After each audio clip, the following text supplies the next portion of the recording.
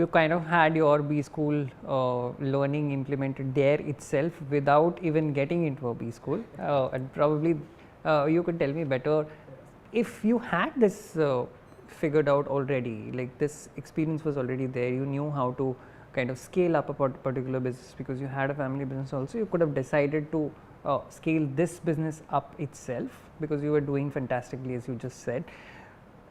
But you decided otherwise, you wanted to go back and study.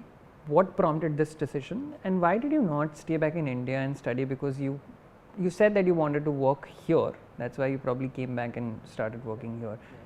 What changed?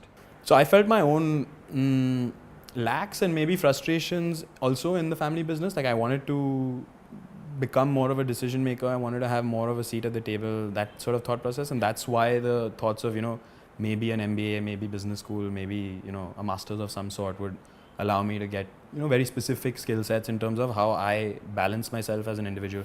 A lot of my work was traveling for 3 hours to this place and that place, and all of that went away. So like I did gain a lot of time during COVID, and that's when I did the GMAT and decided to apply. Frankly, I only applied to 2 schools.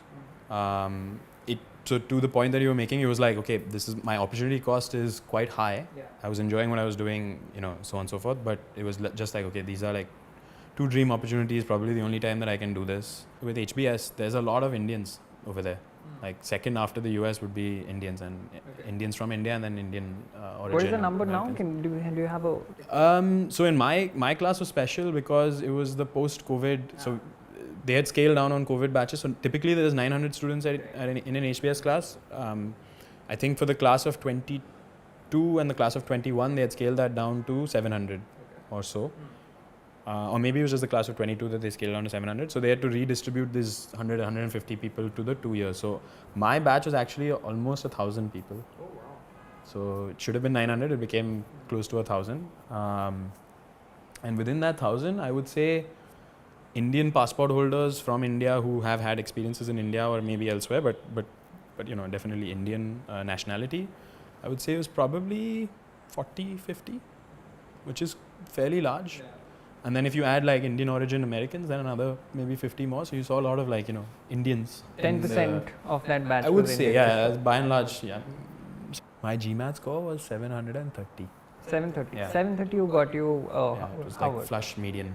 How did you get minimum. Through? Like let's talk about this. How does one get into an institute like Harvard where you dream that you want to become part of that because you want that brand name probably, or the kind of exposure that you get? Yeah, it's a tough one, man. It's I think what they're looking for is I think directional intentionality.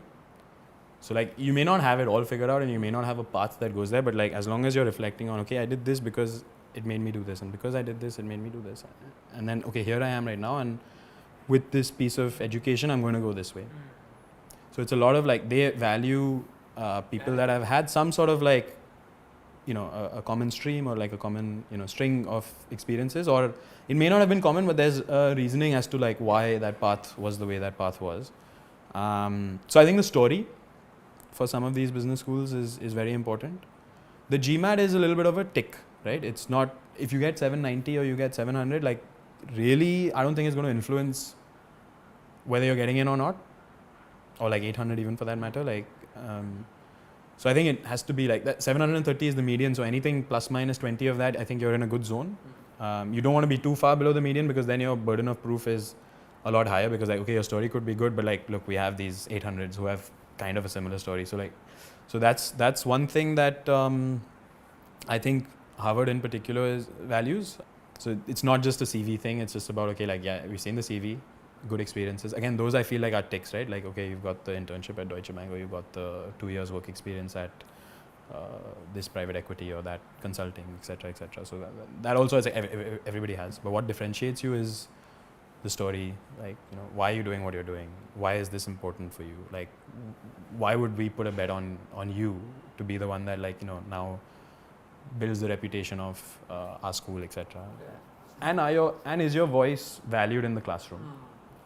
Because in HBS it's only case discussions, and everything is like learned from your peers.